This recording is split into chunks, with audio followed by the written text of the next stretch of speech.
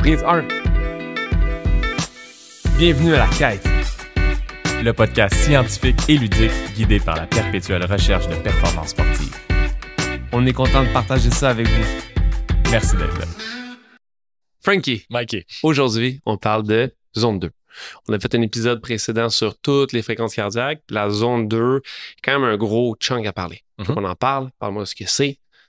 Qu'est-ce qu'on entend par zone 2? Parfait. La zone 2, c'est simplement le fait de s'entraîner sous le premier seuil lactique. Si les gens qui entendent cette phrase-là ont aucune idée qu'on parle, on les réfère vers soit l'épisode sur le lactate ou l'épisode sur la fréquence cardiaque. Fait que je te reviens, c'est quoi la zone 2? La zone 2, c'est un concept d'entraînement qui est on sépare l'intensité de l'entraînement en plusieurs zones.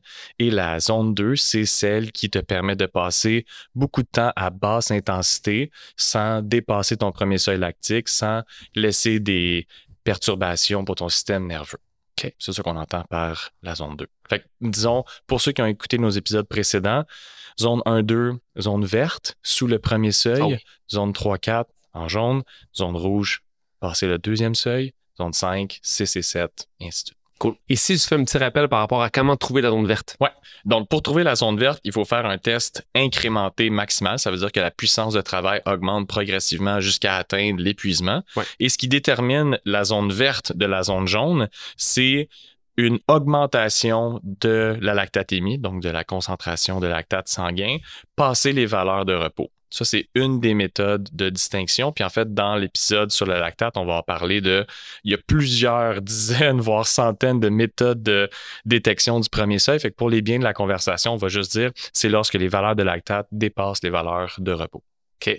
Mais pour quelqu'un à la maison qui veut trouver sa zone 2 facilement, puis il peut pas se piquer le doigt avec un truc pour garder son lactate? Il y a des inférences qu'on peut faire. Donc, il y en a deux majeures.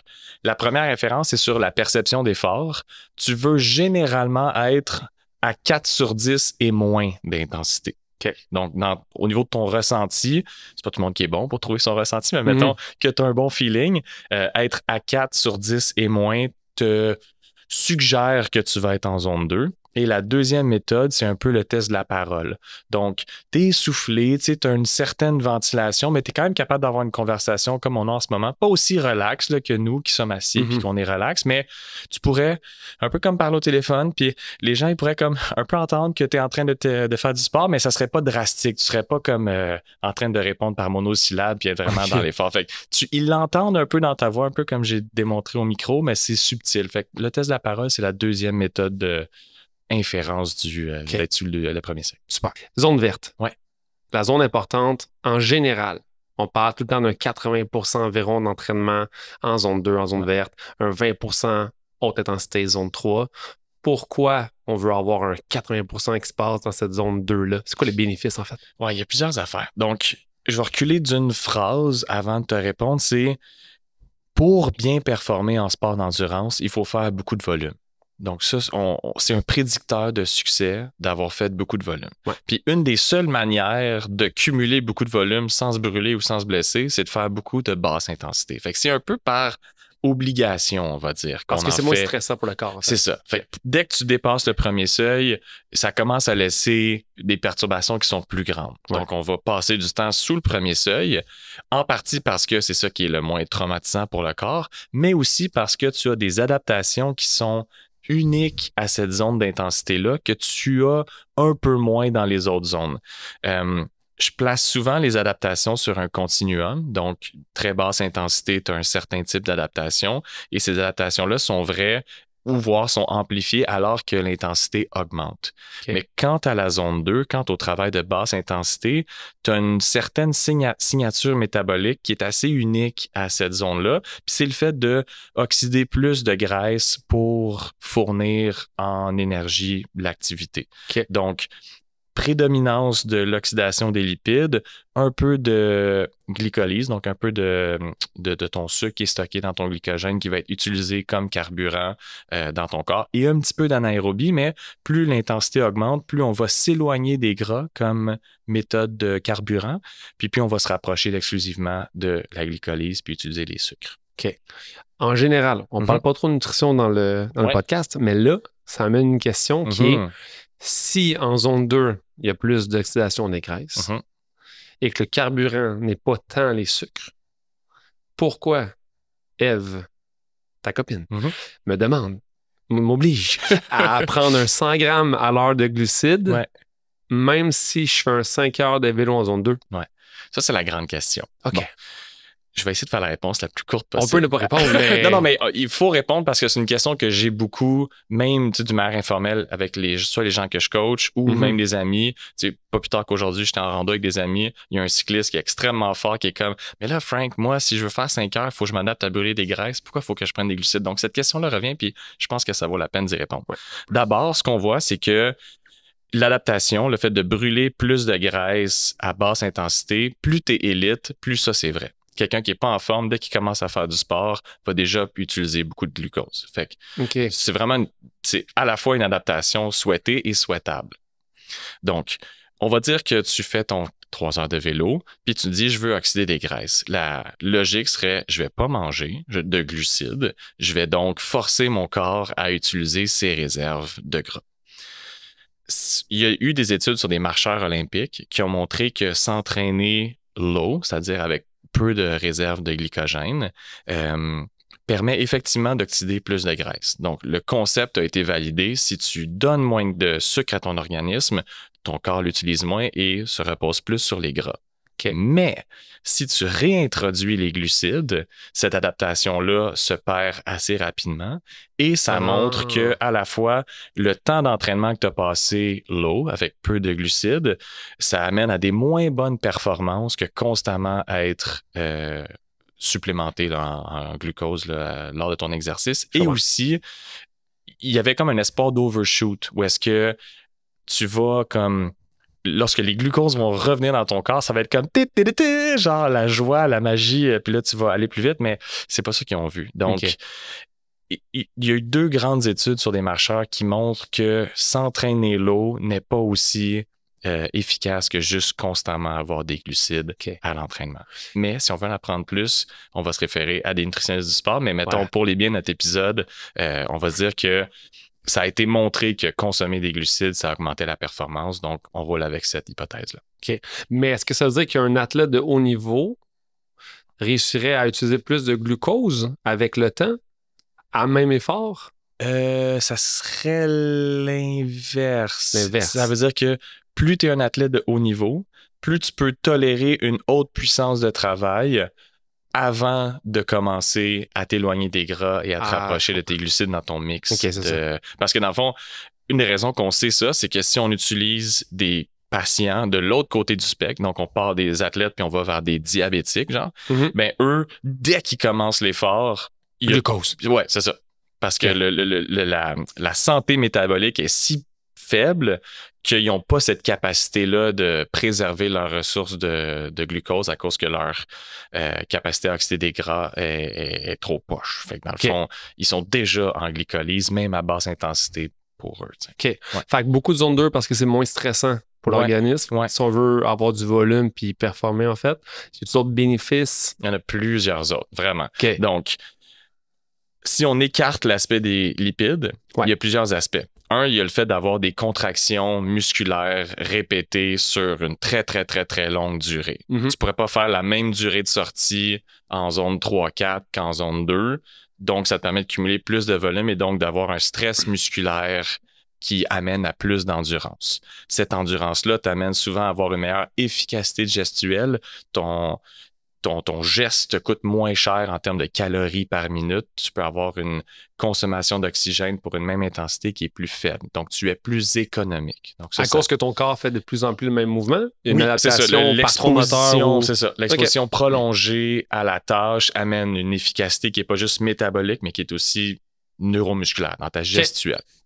C'est surtout vrai à la course et au vélo. Puis à la nage, c'est des mouvements qui sont un petit peu plus multi-articulaires, exactement. Mais c'est sûrement vrai dans, je sais pas, là, si t'es un joueur de pichenotte, puis t'en fais en tabarnouche des pichenottes à un moment donné, ton index va devenir bon, bref, mauvais exemple, on continue. Donc, il y a l'aspect métabolique, oxydatif des gras, l'aspect neuromusculaire des muscles, et il y a aussi tout un aspect vaso-oxygéno, tu sais, dans le fond, Vaso-oxygéno. Ouais, j'essayais de faire un mot genre qui n'existe pas en fait. Non, je te garantis qu'il n'existe pas, mais j'essayais de mettre ensemble deux concepts, tes veines puis ton système d'oxygène. Mais là, j'essaie de vaso-oxygéno, ça marche pas. Anyway, tes capillaires sanguins, voilà, le lieu d'échange entre l'oxygène et le gaz carbonique et les nutriments se densifie. Donc, tu as une meilleure capacité de fournir du sang à tes muscles, tu as une meilleure capacité d'expulser ton gaz carbonique vers l'extérieur là, quand tu expires, et tu as aussi une meilleure capacité à extraire l'oxygène qui est circulant. Donc, le sang oxygéné part de tes poumons, se dirige vers tes muscles, c'est utilisé, puis là, on remet du gaz carbonique dans la circulation, puis ça sort par ton expiration. Ça, c'est une autre des adaptations, mais la plus grande adaptation de la zone 2, elle est au niveau des mitochondries. Puis là, les mitochondries, c'est des petites usines à énergie dans ton corps. Plus tu passes du temps à basse intensité, plus tu vas envoyer les hormones qui créent des mitochondries. Fait que dans le fond, passer du temps à basse intensité signale à ton corps de générer davantage de mitochondries afin de faire des meilleurs échanges et de mieux utiliser l'oxygène comme source d'énergie. Parce que c'est les mitochondries qui t'aident à propulser un effort aérobique. Pour les biens de notre conversation, mettons qu'on parle de vélo, ben une long ride de vélo, c'est soutenu en grande partie par la mitochondrie qui, elle, brûle les gras. Fait que c'est comme le gros tie-in sur ce qu'on parlait du C'est l'usine qui brûle les gras, en fait. Exact. Puis l'usine est où? Les usines, en fait, sont... Les usines sont dans toutes tes cellules de ton corps. Okay. Si tu n'as plus d'ATP, adénosine triphosphate, qui est comme la monnaie d'échange énergétique de ton corps, t'es mort. Si tu n'as plus d'ATP, t'es mort. Fait que le corps génère de l'ATP pour à la fois rester en vie, mais aussi soutenir une performance sportive. Fait que donc, dans toutes les cellules de ton corps, tu peux créer de l'ATP parce que sinon, t'es mort. Puis, fait inusité. C'est dark ce podcast-là. Attends, je m'en vais pire. Quand t'es mort, t'es rigide, right? Ouais. Rigor mortis, c'est une condition du fait d'être mort. Puis ça, c'est à cause de l'ATP. Puisque tu n'as plus de resynthèse d'ATP, tu peux plus décontracter ton muscle. Et donc, tu te rigidifies. Wow. Donc, je continuais dans la darkness pour te dire à quel point l'ATP, c'est important. Tu sais. Mais c'est ça. Fait que passer du temps à basse intensité augmente la densité de tes mitochondries. Et donc, tu es plus efficace à brûler soit des gras, soit du sucre ou soit du lactate. Puis ça, on va y venir un petit peu plus tard. Mais c'est les 3 grands carburants corporels.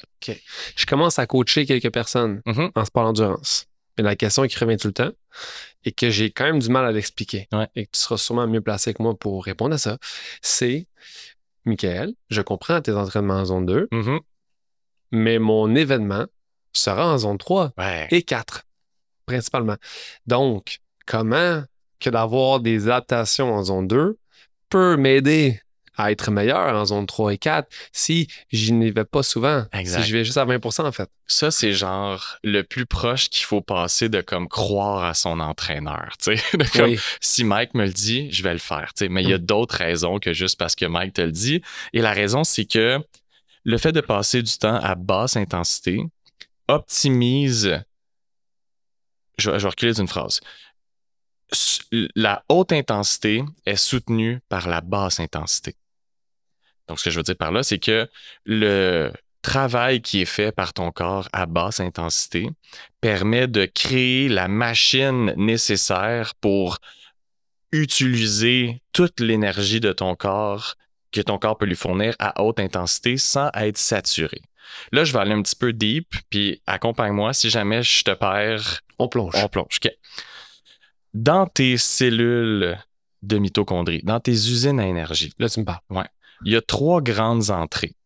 Il y a l'entrée des gras, il y a l'entrée du glucose, puis il y a l'entrée du lactate. OK? Chaque molécule a son transporteur. Ta molécule de gras ne peut seulement entrer dans ta mitochondrie que par son transporteur. C'est comme une clé puis un cadenas. C'est comme le valet qui te reste, le bouncer qui te fait rentrer dans le club. Si le bouncer il dit non, tough luck, tu rentres pas. Fait que chaque molécule a son type de bouncer pour rentrer dans ta mitochondrie. Et le corps va utiliser d'une manière préférentielle les gras. Et ça, on a vu que le travail à basse intensité, c'était majoritairement ça, la source de carburant préférentielle. Mais là, alors que l'intensité augmente, tu vas commencer à utiliser aussi tes glucides. L'autre porte, l'autre bouncer. Puis lui, il va rentrer dans la cellule aussi pour être oxydé dans la même mitochondrie. OK. Mais si l'intensité continue à augmenter, tu vas commencer à générer du lactate. Et là, le lactate, qui a sa propre porte à lui, te permet de ne pas envoyer de lactate dans la circulation sanguine et te forcer à réduire la haute intensité. Je comprends. OK, je vais une coche plus loin encore. Le travail que tu fais à basse intensité te permet de maximiser l'efficacité de tes mitochondries, de faire rentrer le plus d'unités de gras dans son bouncer, dans sa porte de club. Je pense que c'est pas une usine, c'est un club. Ben, on va dire que c'est un club à énergie. 3 pièces. C'est ça. Techno, rap puis métal, mettons. Exactement. Un beau club, là. Un beau club pour tout le monde. C'est ça. Fait que les clients rentrent. C'est ça, les clients rentrent. Et là, plus tu es en forme, plus tu peux faire rentrer des clients graisseux. Des clients de lipolyse. Oui, puis, alors que l'intensité augmente, plus tu es capable de faire rentrer de lactate, plus tu vas pouvoir poursuivre à une haute intensité. Parce que le lactate est d'abord créé dans tes muscles, dans tes fibres musculaires de type 2, qui, elles, éventuellement vont être saturées. Ils vont envoyer dans l'autobus vers le club, j'essaie de continuer, des fibres 2 vers les fibres 1, les fibres oxydatives plus endurantes. En limousine. En limousine, oui. Ils vont faire leur travail dans le deuxième club, celui des fibres 1. Puis après ça, une fois que ça c'est saturé, ça s'en va dans la circulation sanguine. Je comprends. Et là, c'est ça qui vient éventuellement limiter ton exercice, entre autres. Il y a d'autres mécanismes, là, mais l'accumulation de lactate est un peu une signature métabolique que ton corps commence à être en haute intensité. Fait que c'est une très, très longue réponse pour te dire que la raison pour laquelle faire de la basse intensité, ça soutient le travail en haute intensité, c'est que l'efficacité énergétique que tu vas développer à basse intensité va te permettre de poursuivre plus longtemps à haute intensité sans te fatiguer. Est-ce que le club grossit ou accueille plus de gens? Quelle bonne question. Fait que dans le fond, le club se multiplie et augmente sa capacité d'accueil. De plus de monde qui font le party dans ton club. Fait que, et il y a plus de clubs en plus. Et il y a plus de clubs en plus, c'est ça. Fait que le travail de basse intensité va augmenter la quantité de clubs. Et le travail de haute intensité va généralement accélérer la quantité de monde que tu peux faire rentrer dans la porte de ton club par unité de temps, mettons. OK. Là, je comprends. Il faut juste que je te parle en musique. Ça va marcher. C'est sûr que là, répondre une réponse de 10 minutes à mes clients, c'est comme pourquoi? Mais tu sais, la réponse rapide, c'est le travail que tu fais à basse intensité soutient ton travail à haute intensité. OK. Ça, c'est comme une manière simple de le dire. Parfait. Et si on vient à la plage de la zone 2, qui est la zone verte, tu sais, moi, par exemple, j'ai une zone cardiaque en zone 2 de 125 à, mettons, 140 en vélo. Mais là, où est-ce que je vais me tenir là-dedans? Est-ce que je vais être plus vers la zone 3? Est-ce que si je suis trop bas à 125, ça vaut rien ce que je fais? Je suis en train de me brûler pour rien. Est-ce que le milieu, c'est parfait? Y a-t-il un target précis ou non? Je peux pas vraiment répondre précisément à la question. Je peux juste offrir des hypothèses. Super. On sait, ou en tout cas, on pense que en bas de 45 à 50 du VO2 max, c'est pas assez stimulant pour qu'il se passe quelconque adaptation. En termes de FC? En termes de FC, c'est... VO2 max, c'est début de la zone 4? Non. 45 à 50 du VO2 max et non pas VO2 max, right? On est loin là, de ta zone 4. Là, on est zone 1, le début de la zone 2. Tu sais. Fait qu'on est très bas. Tu sais. Donc, en termes de fréquence cardiaque de réserve, pour reprendre le concept, on pourrait faire à peu près 50% de ta fréquence cardiaque de réserve. Ça serait ton indication approximative de où est-ce que commence la zone que ça vaut la peine de s'entraîner à. C'est pas une très belle grammaire de France, mais on va rouler avec pareil. Donc, on commence à 50%. C'est recommandé. En bas de ça, on pense qu'il n'y a pas assez de stimulation. Ou du moins, il faudra en faire une tonne pour que ça vaille la peine. Et plus tu te rapproches de ton premier seuil, là, je te parlais de continuum en début d'épisode. Là, c'est là que le continuum rentre en ligne de compte. Plus tu te rapproches du premier seuil, plus tu vas augmenter la quantité de glucides que tu utilises pour fournir la tâche. Ouais. Plus tu vas utiliser de fibre 1, puis tu vas commencer à utiliser progressivement des fibres 2 pour soutenir la tâche. Tu fais juste tendre vers une plus haute intensité qui généralement amène plus d'adaptation. Mais là, le but, c'est pas de trop augmenter l'intensité, puis après ça, de zouker, comme tu dis. Fait que généralement, j'applique un pourcentage de précaution d'à peu près 5%. Ou 10 même. Ou est-ce que si, mettons, ta FC, c'est 140, ben on va se dire 130, 135, c'est à peu près le max qu'on veut parce qu'on sait que le seuil, il se déplace un peu d'une journée à l'autre et c'est pas coupé au couteau non plus, tu sais. Fait que plus ça a des dérive cardiaque qui risque d'arriver. C'est ça, tu sais. Fait que en général, on veut être un peu précautionneux, qui est être un petit peu trop bas.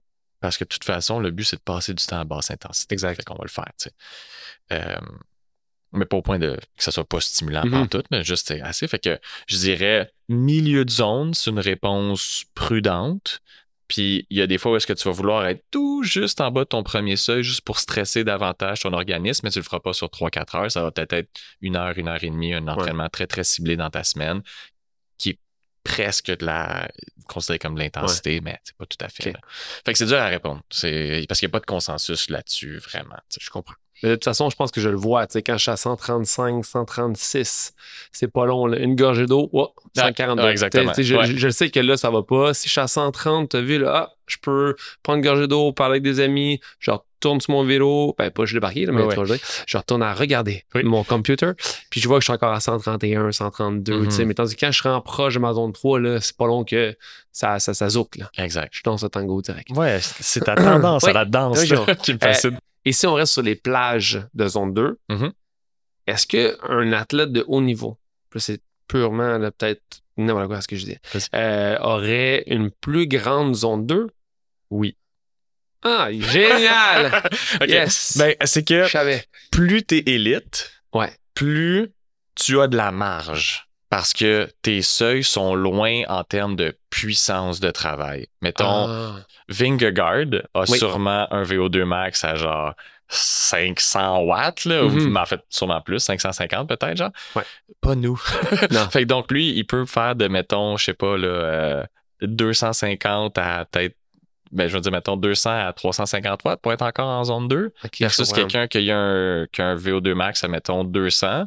Ben là, sa zone 2 est un petit peu plus comprimée, tu comprends? Plus tu as une bonne machine métabolique, plus tes zones sont larges en termes de wattage, par exemple, parce que ton plafond, il est loin vers la droite, tu sais. Mais est-ce que les zones cardiaques sont aussi larges? Ben, les zones cardiaques vont englober une plus grande zone de wattage, mais les zones cardiaques risquent d'être à peu près similaires. Je pense que c'est ça ma question. Okay. Ben, d'abord, je dirais plus en FC qu'en pas tant que ça. Je pense que c'est à peu près similaire pour presque tout le monde, là, selon ta physiologie, mais ça sera pas aussi grand, mettons, pour Vingegaard que pour toi puis moi. OK. Fait que genre une genre de quinzaine de vingtaine de beats, là, à peu près, OK. Ouais. Parce que ça reste que tout le monde a une FC max à peu près à 180, entre 180 et 200, mettons. Fait que c'est ça qui conditionne le haut de ta zone de fréquence cardiaque. Puis tout le monde a une fréquence cardiaque de repos entre 40 et 60, mettons, qui s'entraînent, mettons. Fait que ça fait que ta plage dépend vraiment de tes pulsatoires. Puis on a dit dans l'épisode de la FC que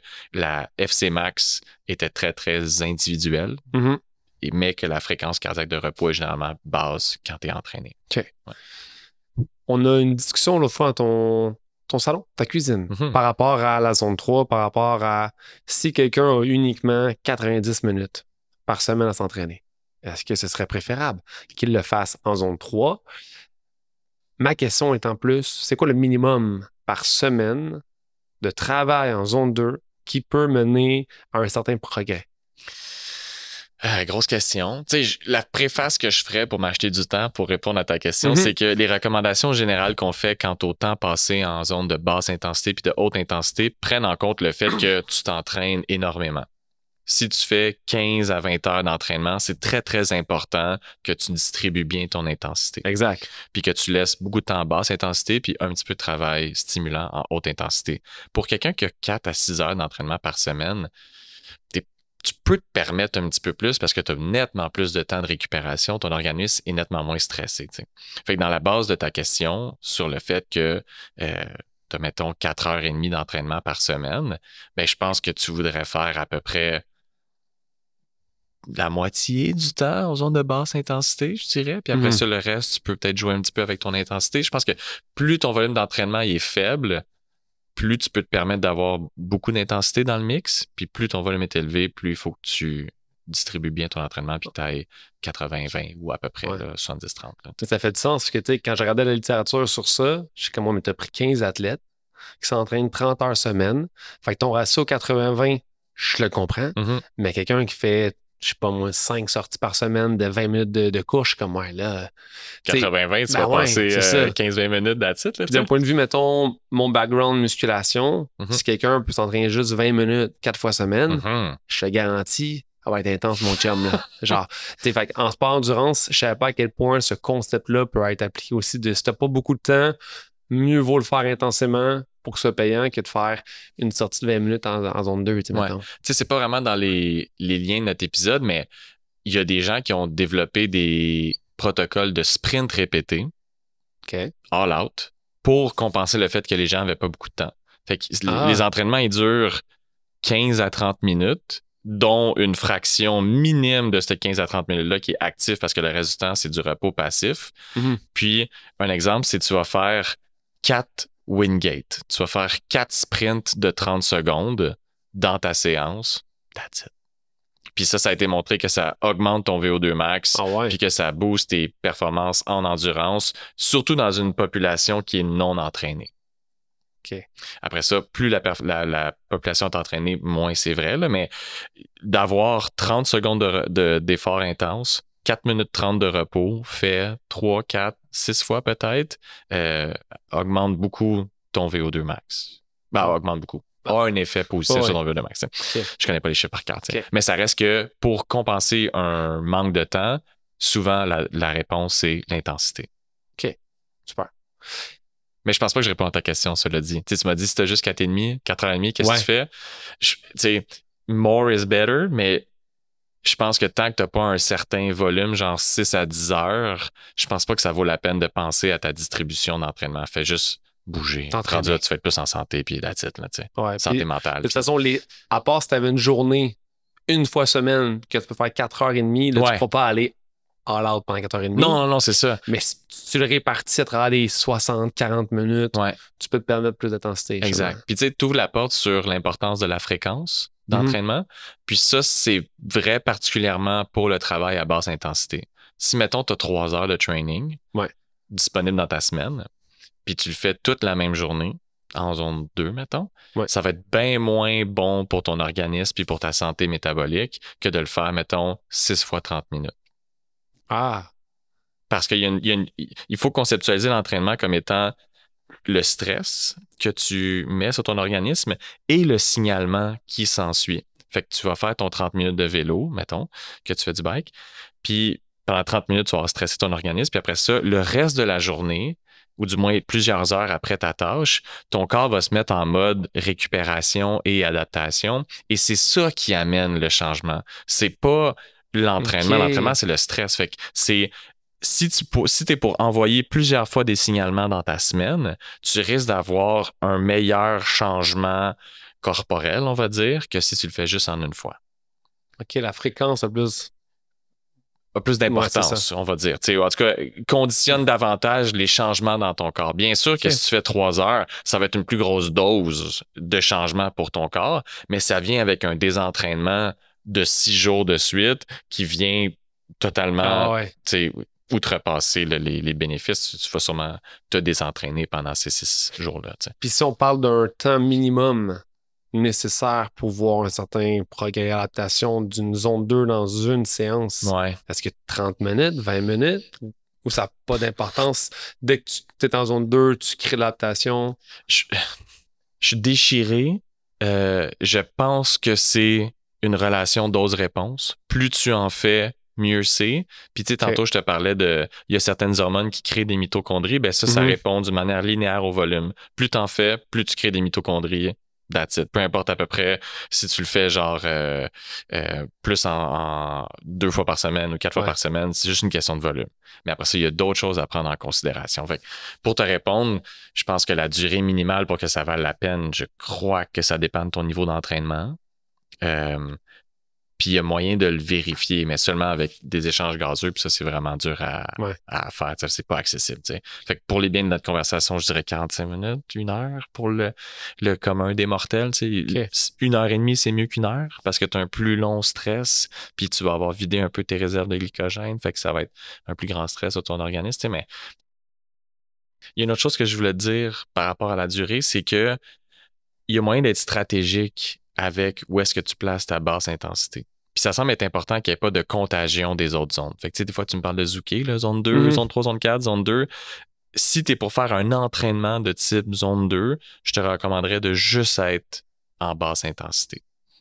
Parce que la haute intensité, le lactate, vient nuire à ta lipolyse. Fait que là, tu reviens à ton exemple de club, tes 3 portes. Yes. Le fait d'avoir trop de gens qui aiment le métal fait que le gras qui aime, mettons, le R&B fait comme, hey, nous, on sac notre camp d'ici, genre. Fait que tu viens, la présence de lactate vient inhiber la lipolyse, vient inhiber les transporteurs de gras dans la mitochondrie et ça te nuit à ta capacité de brûler du gras. Je comprends. Donc, tu sais, on parlait que de respecter la haute intensité puis de juste faire de la basse intensité, ben il y a une raison là-dessus. Puis ça me fait penser à une question que tu m'avais posée dans un autre épisode que j'ai pas réussi à te répondre. C'était, il y a des fois que je fais de l'intensité, mon cœur, il monte pas. Puis, ben, je pense que j'ai une hypothèse. Vas-y. Puis, je te la lance parce que c'est un peu en lien avec le lactate et les substrats énergétiques. Quand tes réserves de glycogène sont basses, quand le sucre qui est stocké dans tes muscles, les réserves sont basses, ton cerveau va réduire l'intensité que ton corps te permet de faire parce qu'il sent en future dette énergétique si tu es pour trop t'entraîner fort. Et la raison pour laquelle ton cœur ne monte pas, c'est que la même famille de substances qui te permet d'utiliser ton glycogène dans tes clubs à énergie, c'est la même catégorie de messagers qui joue sur la contractilité de ton cœur. Fait que si tes réserves de glycogène sont basses, ton cerveau va envoyer moins de cette famille de messagers-là pour l'utiliser et donc ton cœur ne pourra pas battre d'une manière aussi élevée parce que ton corps se dit « je suis fatigué, je suis à risque et je dois donc limiter l'intensité ». Et c'est pour ça que ton cœur ne bat pas autant que quand tu es fresh et que tes réserves de glycogène sont élevées. Fait que, je ne dis pas que c'est exactement ça le mécanisme, mais ça contribue au phénomène que tu avais expérimenté quand tu essayais de faire des entraînements de haute intensité puis que tu sentais ton cœur ne battait pas. Là, on parle beaucoup de gras. À quel point on veut utiliser ce bouncer-là qui aide. Mais en bout de ligne, pourquoi le gras plus que le glycogène? Pourquoi? C'est quoi la différence? C'est vraiment un bon point, puis c'est quelque chose que j'ai complètement oublié de mentionner en début d'épisode, c'est que c'est plus rentable pour ton organisme d'utiliser le gras comme carburant. Pour chaque molécule de gras que tu vas oxyder, donc qui va aller dans ton club à énergie, dans ta mitochondrie, tu vas avoir 120 unités d'ATP, 80 à 120 unités de ta monnaie d'énergie dans ton corps. Si tu utilises le glucose, qui passe par sa propre porte, comme je te disais, tu as de 32 à 36 à peu près molécules d'ATP. Si tu utilises le lactate, ça donne 2. Fait que le lipide a du cash. Le lipide a du cash. C'est comme là. Non, je fais de l'argent. C'est ça. Je m'en allais quelque part de dangereux. On va juste dire que le club fait de l'argent, tu sais. Mais pense-y aussi. Tu sais, quand je disais que l'intensité augmentait, que tu passais de gras à glucose à lactate, ben, il faut que ta machine roule plus vite, right, pour avoir la même quantité d'énergie. Et c'est pour ça qu'éventuellement, tu tombes en dette énergétique puis que tu t'épuises parce que là, tu n'utilises plus vraiment de gras. Tu utilises majoritairement ton glucose. Puis si l'intensité continue à augmenter, tu vas rediriger ça vers le lactate qui, lui, va rentrer dans la cellule pour contribuer à l'argent qu'il y a dans le club. Mais à un moment donné, si tes transporteurs sont pas assez efficaces pour les faire rentrer, si tu n'as pas assez fait de travail à basse intensité, le lactate s'en va ailleurs, s'en va dans la circulation sanguine. Puis s'il peut pas rentrer dans le club, il va chiller sa rue. Puis là, c'est un problème. Il nuit à la circulation, je sais pas, automobile sur le trottoir. Tu comprends? Fait que donc, c'est tout ça est relié. C'est vraiment une question de monnaie énergétique. Ouais. Si on parle d'athlètes de haut niveau, là. Et, je m'excuse, je rajoute une chose, et tu as des réserves de gras à profusion. C'est là que je m'en allais. Je vais le faire. Tour de France. Ouais. Ah ouais. Des gars, là. Ouais. Très peu gras, là. Très peu gras. Fac. Mais il y en a. Mais il y en a en tabarnouche quand même, c'est ça. Pour une livre de gras dans ton corps, c'est 3500 calories. Exact. Puis on en a plusieurs dizaines de livres de gras dans notre corps. Là, fait que mettons qu'on fait un cas de figure, ils pèsent 70 kilos puis ils ont 10% de gras. Ils ont quand même 7 kilos de gras de stocké. OK, good. C'est en masse. Il est good. Ouais. Pour une séance. Pour une séance, c'est ça. Parce qu'après ça, tu manges puis tu refais tes réserves. Là, fait que, c'est peu probable qu'on soit en dette énergétique si on utilise seulement des gras. Si on prend un coureur récréatif, ou même un nouveau coureur, ou un gars qui court en trail, dans des conditions qui fait que la zone 2 est dure à maintenir, là, comment tu gères ça? T'sais, mettons comme, je pense que dans l'épisode des fréquences cardiaques, tu disais que selon le sport, tu devrais avoir des zones différentes. Oui, ouais. Puis là, moi, j'ai recommencé à courir après mon entorse. Et là, on dirait que ma zone 2 à la course n'a aucun rapport, rien à voir avec ma zone 2 en vélo, parce que quand je cours, je suis rapidement là, plus haut que ma zone 2 en vélo. En termes de fréquence cardiaque. Ouais. Fac, ma question est, comment que je fais pour manager ça? Le fait que je peux pas contrôler ma FC, elle va haute trop vite. Cours moins vite. Ouais. Sorry. C'est la seule réponse. Ça, hein? Ouais. La fréquence cardiaque suit l'intensité de travail. Il faut que je marche en ce moment. C'est ça que ça veut dire. Très vite. C'est ça. Peut-être. Ou fais du fractionné. Cours un peu. Ouais, c'est ça marche un peu, et ainsi de suite. T'sais.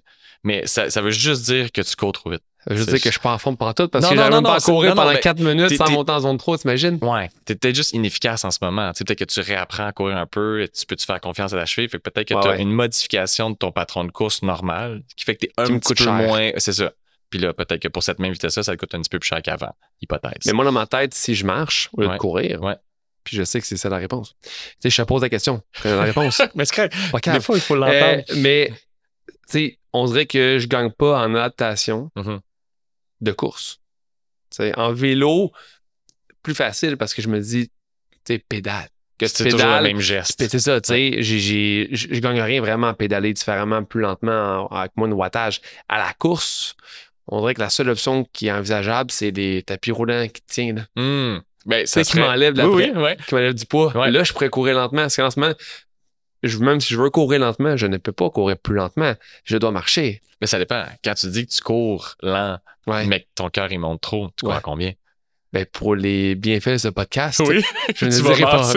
non. Genre 4. Non. Relax, le 2,30. C'est ça. Non, pour vrai, il faut que je marche. Ouais? Oh, ouais. OK. Parce que tu pourrais marcher vite. Après un certain temps, tu sais. Arrive une certaine... Je dirais que ma dérive cardiaque arrive plutôt soon. Là. Oui, OK, ouais. C'est rapide. Après 20 minutes, je suis comme... Je dois marcher. Ouais, OK. Parce que sinon, je courais un pace de 9. Ma biomécanique est tellement fucked up. Tu vois, je veux dire? Mais ça serait pas long avant que ça revienne si tu courais à 9, mettons. Ouais. Mais c'est rendu tellement lent que je suis comme, là, c'est weird. Pour la course, j'avoue que c'est tough parce que tu te dis, c'est pas le même geste. Marcher puis courir. Voilà. D'un point de vue stress mécanique, c'est pas la même chose. C'est ça. Mais je te donne une couple d'options. Tu peux marcher vite en côte.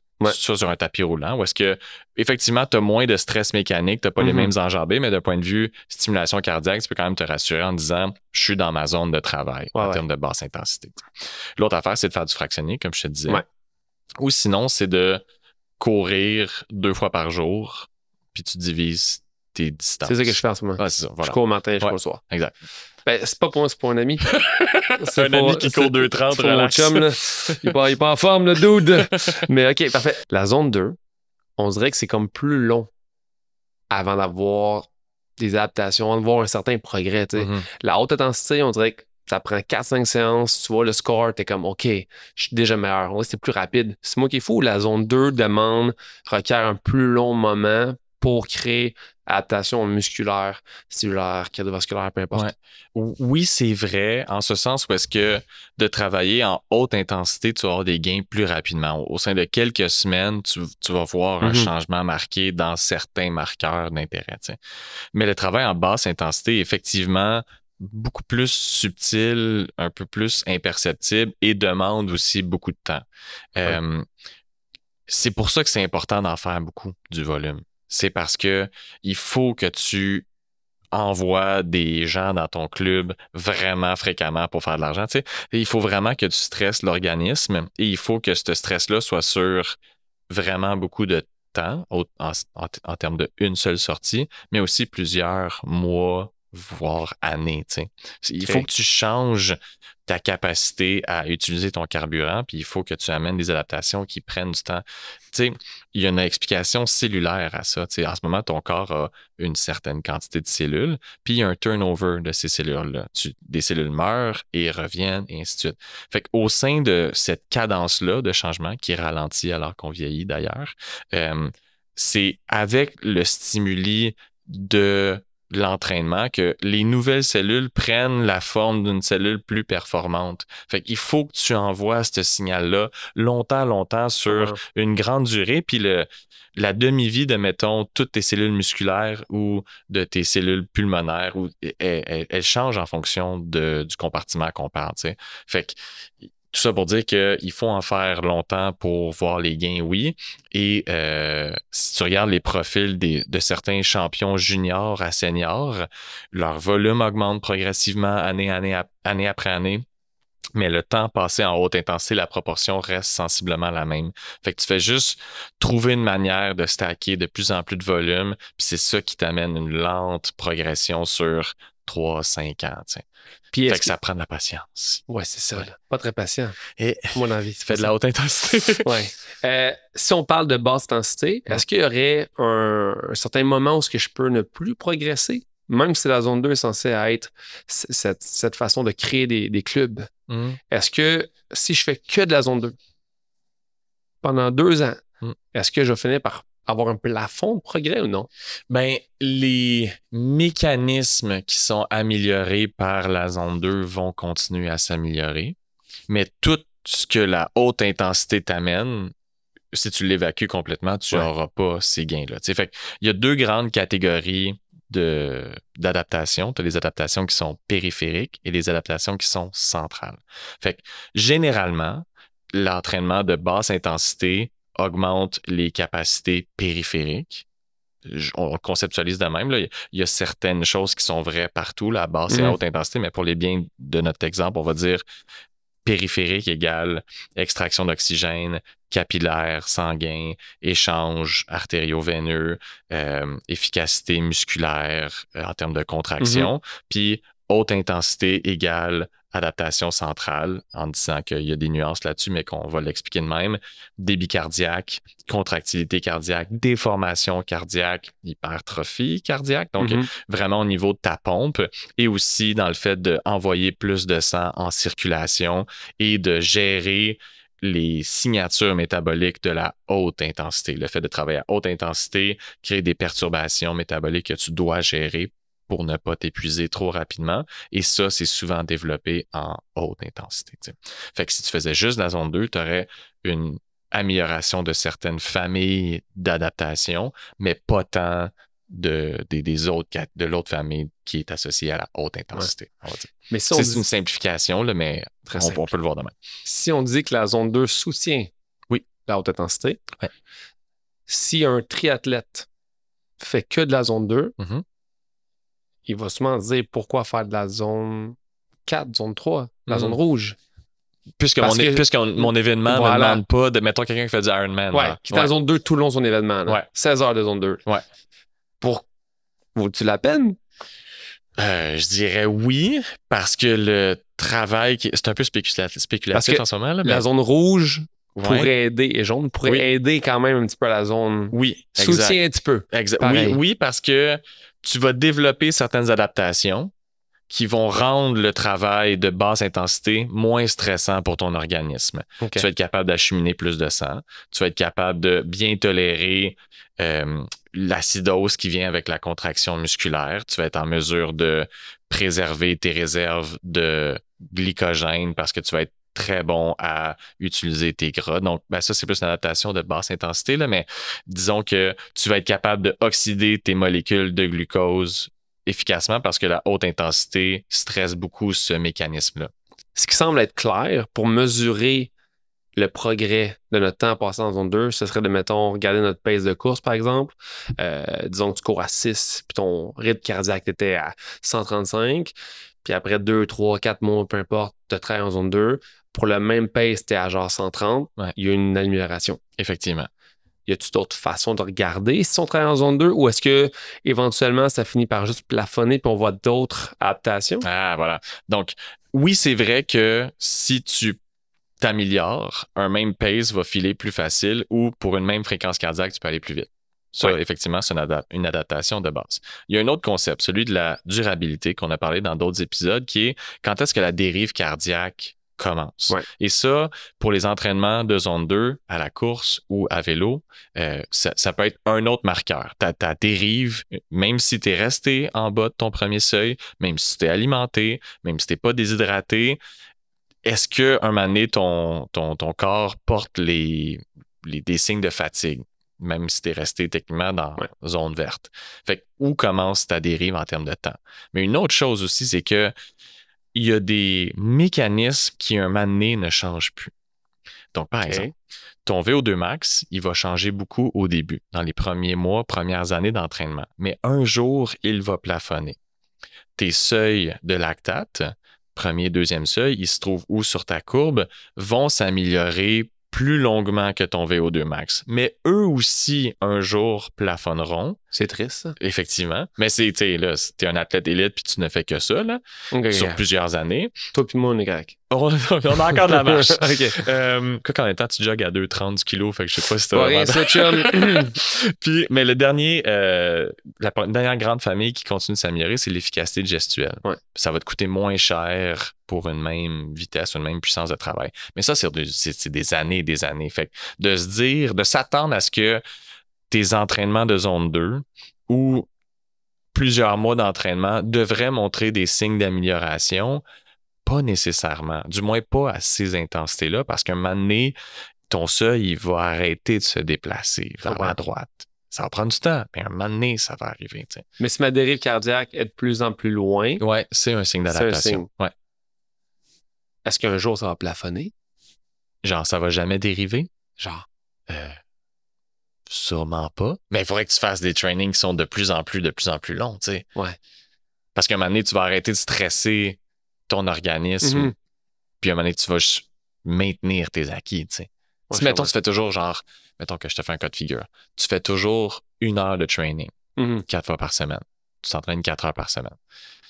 Un moment donné, au début, ta dérive a commencé à 30 minutes, puis après ça, 45 minutes, puis après ça, 1 heure.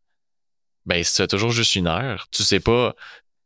c'est ça. Tu comprends ce que je veux dire? Fait que, ça fait le seul bémol là-dessus, tu sais. Il faut que tu continues à stresser ton corps au-delà de ses capacités actuelles pour percevoir que tu l'as stressé au-delà de ses capacités. C'est comme un peu tautologique, là, mais... C'est là que la zone 2, puis faire juste 100% de zone 2, on dirait que pour moi, ce serait dur de le voir parce que je me dis, tout ce qui est intervalle, c'est facile. Tu augmentes la pace, tu augmentes des intervalles plus intenses, tu réduis le temps de repos, peu importe, tu joues avec ça. Tandis que la zone 2, tu fais 4 heures de zone 2 à, mettons, 180 watts tout le temps. Ben, on dirait qu'il n'y a pas d'adaptation. Mais tu sais, tu peux...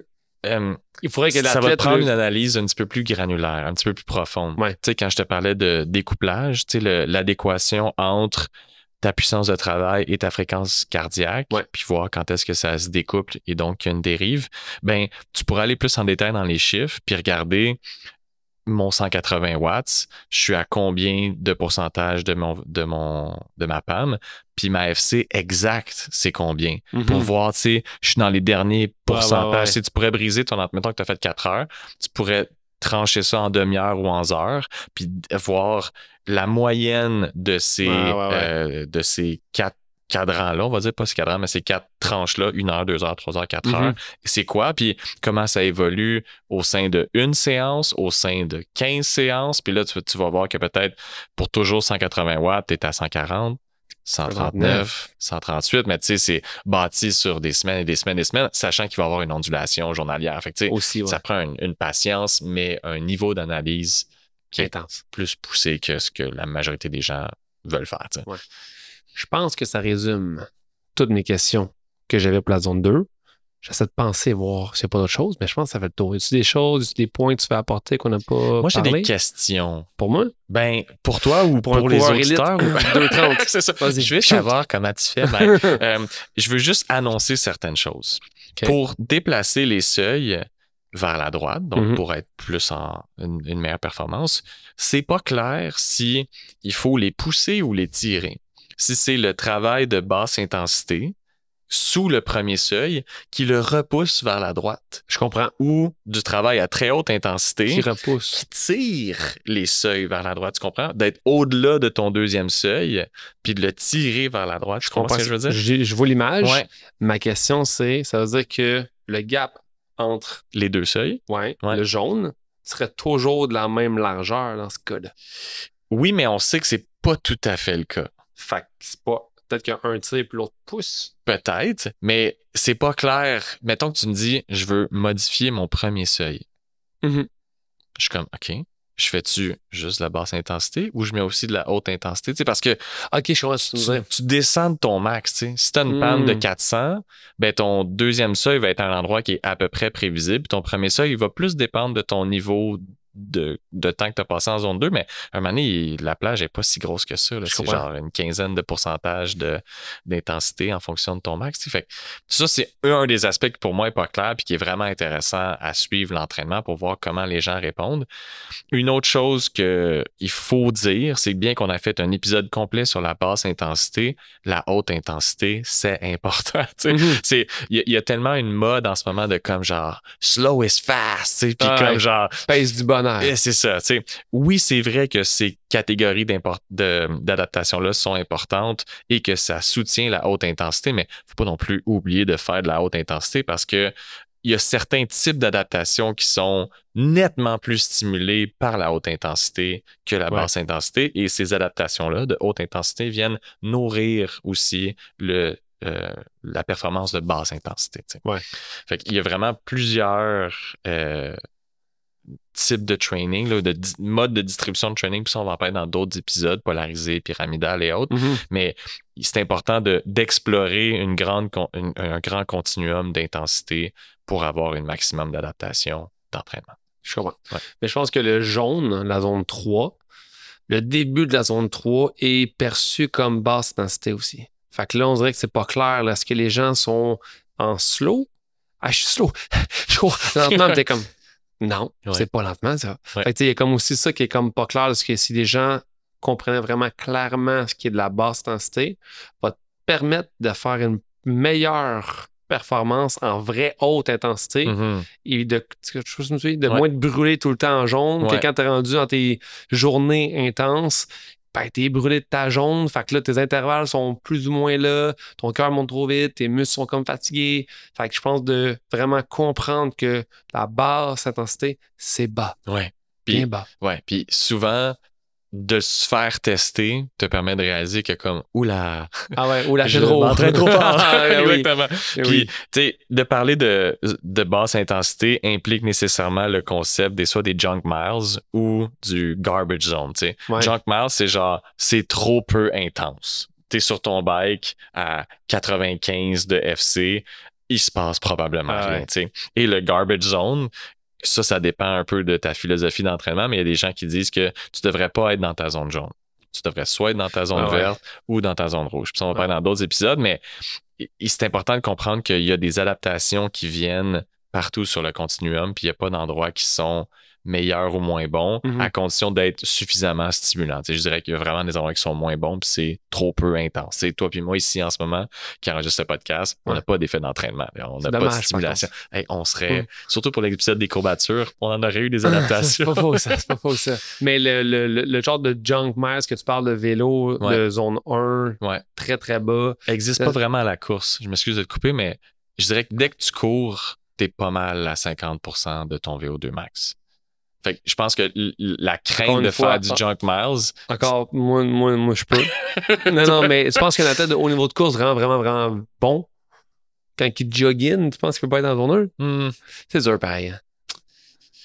Peut-être. Peut-être. Si, mettons, tu as une vanne de, je sais pas, là, comme Kipchoge, là, sûrement que si lui, il jogue à 5 minutes du kilo, il se passe pas grand-chose pour son organisme. Mais il y a quand même un stress mécanique dans la course qu'il n'y a pas dans le sport. Oui, exactement. C'est pour ça que je disais que dès que tu cours souvent, ouais, c'est ça. Mais, je te parlais d'un point de vue de VO2 max, mais c'est vrai que tu as un stress mécanique.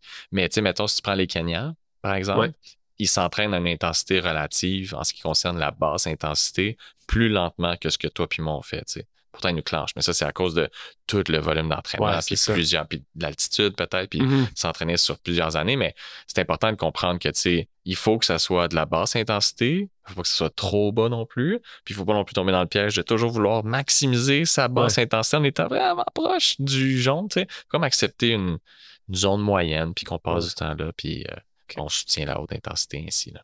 D'autres points à parler? Je pense que ça fait le tour. Je vais checker mes notes, puis je te reviens s'il y a quelque chose. All right. C'est le fun, Frank. Merci d'avoir été là avec nous. Pour toute question, désir d'approfondissement ou même pour des demandes spéciales, écrivez-nous. Pour nous joindre, vous pouvez nous écrire par la poste, mais l'idéal, ce serait via notre page Instagram La Quête Podcast. D'ici là, bon entraînement!